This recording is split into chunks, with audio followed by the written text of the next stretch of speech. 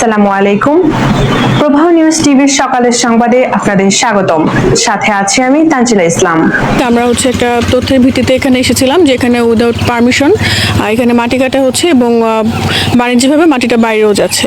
তো আমাদের সখীপুরে যেহেতু বেশ বড় বড় কিছু চালা আছে, খাস এবং বনের জমি আছে, তো সেই জন্য সখীপুরে আমরা মাটি কাটার বিষয়ে সবসময় অনেক সতর্ক থাকি। যেখানে যে নিউজ পাই সেখানেই আমরা সেখানে তৎপর থাকি এবং সেখানে চলে যাই। তো সেই নিউজের ভিত্তিতে আমি এসেছি এখানে।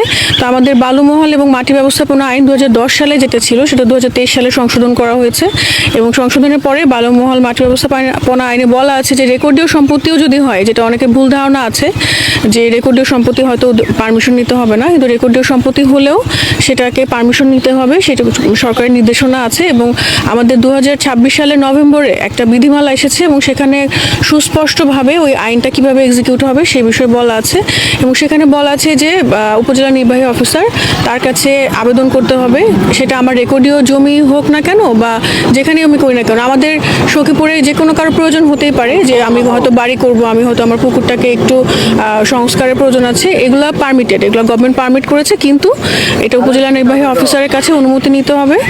উপজেলা নির্বাহী অফিসারের কাছে অনুমতির জন্য যখন আপনি আবেদন করবেন, তার সাথে আপনাকে তার রেকর্ডীয় জমির যে ডকুমেন্টগুলো, প্রমাণকগুলো দিতে হবে, সাথে আপনি কয়দিন মাটি কাটবেন সেই সংক্রান্ত তথ্য সুনির্দিষ্টভাবে জমা দিতে হবে।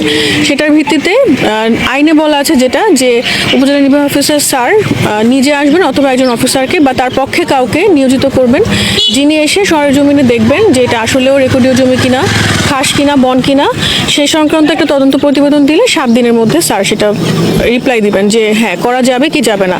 এবং সবার জন্য একটাই বার্তা যে সতর্কতামূলকভাবে মানে সবাইকে সতর্ক করার জন্য আসলে এই বার্তাটা, যে আপনারা যদি নিজেদের প্রয়োজন থাকে আপনারা কাইন্ডলি প্লিজ অনুমতি নিয়ে তারপর কাটবেন। অনুমতি নিয়ে যদি নিজের রেকর্ডীয় জমি কাটেন সেটাতে কোনো সমস্যা নেই, তো উইদাউট এনি পারমিশন এটা আইনের ভায়োলেট করা হবে।